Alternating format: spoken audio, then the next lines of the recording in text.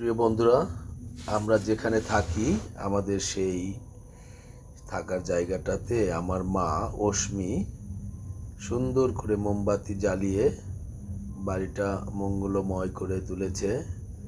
ওর হাতের মোম দিয়ে সম্পূর্ণ বাড়িটা আলোকিত হয়ে যাচ্ছে, দেখতে পাচ্ছেন। সিঁড়িতে এবং ঘরের ভিতরেও সে মোমবাতি লাগিয়ে দিয়েছে এবং কালী পূজার যে দুই দিনই সে মোমবাতি দিয়েছে, একদিন ছাদে আর একদিন ঘরের ভিতরে।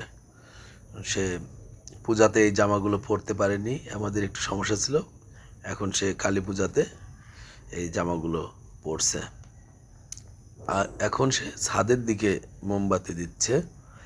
তারপরে সে অনেক বাজি ফুটিয়েছে ছাদের উপরে। আমি সাথে ছিলাম অনেক ব্যস্ততার মাঝেও, তারপরেও তাকে সময় দিয়েছি খুব সতর্কের সাথে, যাতে সে মোমগুলো জ্বালিয়ে দিতে পারে, কারণ জামা কাপড়ে ওর সমস্যা হতে পারে, ছোট মানুষ। সাথে ছিলাম। এই তার সিঁড়িতে সাজানো হয়ে গিয়েছে।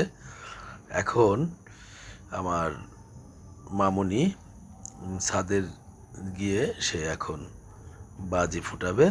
সেগুলো তারাবাজি, ওই যে রঙিনভাবে হয় সেই একটা তারাবাজি।